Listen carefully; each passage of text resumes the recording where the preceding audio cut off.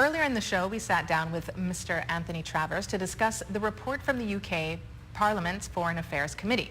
That report proposes changes that could affect voting rights, the legality of same-sex marriages, and other issues. We continue the conversation with Constitution Committee member Mr. Olivaire Watler. So thank you and welcome. Thank you, Taylor. Nice to be here. Yes, very nice to have you here. And just to kind of get us started, has the Commission discussed these recommendations? We have not formally met to discuss them. We've had a brief email exchange of views. And so we know, I mean, there's only a three-person commission, so we basically know where we're at on the issue.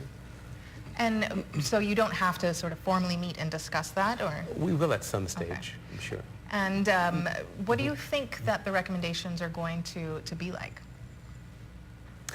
In terms of the implications of them? I mean, I think that as the Governor has said previously and the Premier has said, these are simply recommendations from a select committee of the House of Commons.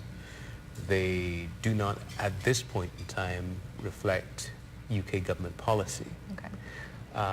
But that being said, that doesn't mean there's something to be taken lightly, because in the UK at the moment, as I'm sure you're aware, things are in a bit of a state of flux, and we've seen that the government could be, vulnerable to persons threatening to defect from the party unless they have the way. We've seen that them actually accomplish something in terms of legislation for a public registry for beneficial ownership because of that, although that was not previously government policy. We've also seen that this is a cross-party select committee.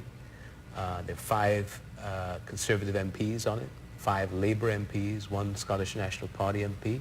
So this isn't simply the view of the opposition, but indeed some members of, of the government party, the Conservatives. So we shouldn't, I think, take it lightly, because although it isn't currently government policy, it could become government policy. And how would those implications affect the work that you're doing on the Commission? Well, certainly our role is to educate the public about constitutional implications.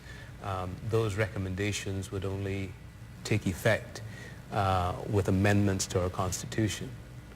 In particular, there's Section 61 and 62 of the Constitution that deal with qualifications for elected members of the Legislative Assembly, and Section 90 that deals with qualifications to be a voter.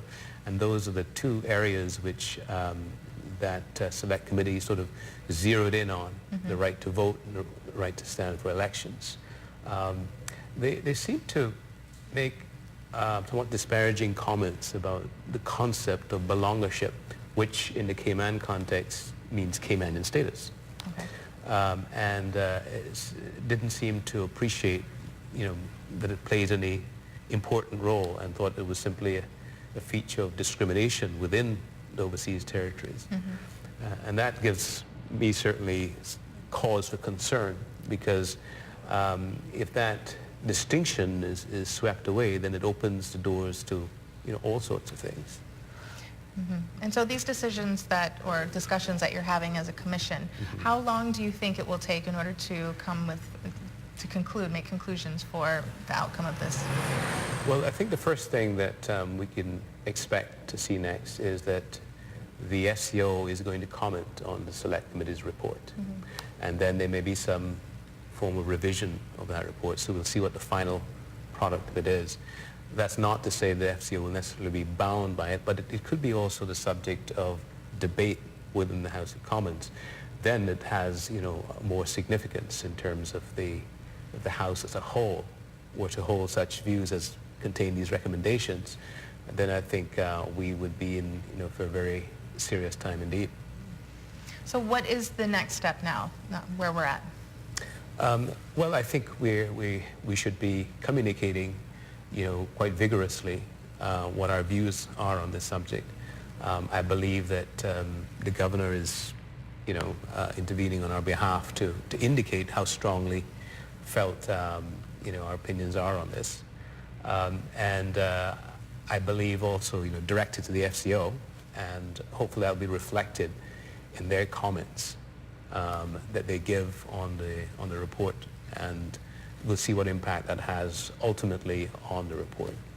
All right. Well, thank you so much for joining us. We're a little clearer on the process now. Sure. And we'll talk to you soon to get an update. Thank you. My pleasure. Thank you.